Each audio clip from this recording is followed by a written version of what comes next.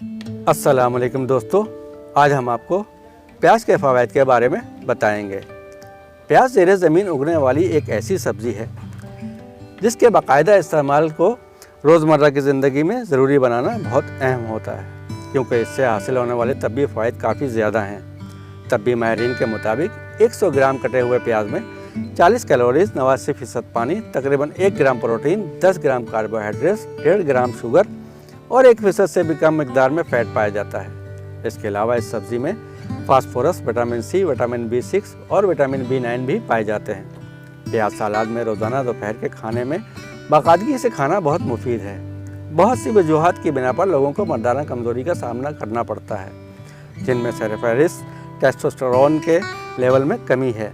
ऐसी सूरत में प्याज मर्दाना कमज़ोरी का बेहतरीन इलाज साबित हो सकता है। प्याज को इस्तेमाल करने से न सिर्फ टेस्टोस्टेरोन के लेवल में इजाफा होता है, बल्कि जिनसी ख्वाहिश को बरकरार रखने में भी मदद मिलती है। इसके अलावा प्याज के इस्तेमाल से अज़ाए मखसूसा की सेहत में भी बेहतरी आती है।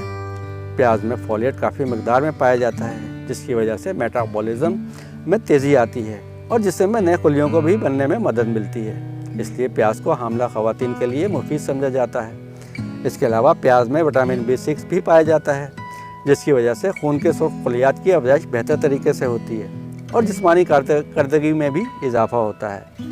प्याज को कैल्शियम का भी अच्छा ज़रिया समझा जाता है।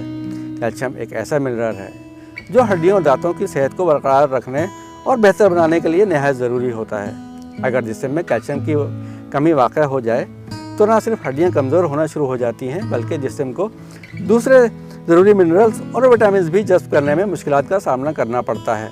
इसलिए हड्डियों और दांतों की सेहत को बरकरार रखने के लिए प्याज को बाकायदगी के साथ इस्तेमाल करना नहायत ज़रूरी है। जिसमें अगर कोलेस्ट्रॉल की मकदार में इजाफा हो जाए तो मोटापे समेत कई बीमारियों का सामना करना पड़ सकता है, जिसकी वजह से दिल की बीमारियां भी लाख हो सकती हैं। मुख्तलिफ तबी तहकीकात के मुताबिक प्याज के इस्तेमाल से कोलेस्ट्रॉल की मकदार में कमी लाई जा सकती है। इसके अलावा प्याज के इस्तेमाल से सिर्फ नुकसानदेह कोलेस्ट्रॉल के लेवल में कमी आती है। इस कमी को दिल की सेहत के लिए मुफीद समझा जाता है। प्याज एंटीऑक्सीडेंट्स हासिल करने का बेहतरीन ज़रिया है, क्योंकि इसमें 25 से ज़ायद एंटीऑक्सीडेंट्स पाए जाते हैं। तबी तहकीकात के मुताबिक जो लोग सुर्ख प्याज इस्तेमाल करते हैं, इनमें दिल की बीमारियों के ख़तरात में वाज़ह कमी आती है। मिसाल के तौर पर एक तिब्बी तहकीक के मुताबिक जो मर्द प्याज को बाकायदगी के साथ इस्तेमाल करते हैं, इनमें हार्ट अटैक के ख़तरात में 14% तक कमी आई।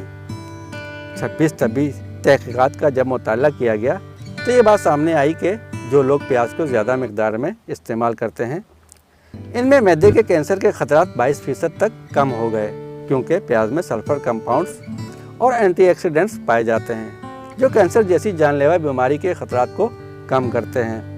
प्याज जिस्म को सल्फ़र कंपाउंड्स मुहैया करते हैं, जिससे ट्यूमर की अफजाइश सुस्त हो जाती है और फेफड़ों का कैंसर भी नहीं फैलता। बहुत से अफराद के बाल गिरना शुरू हो जाते हैं, हत्ता कि कुछ अफराद को गंजपन का भी सामना करना पड़ता है।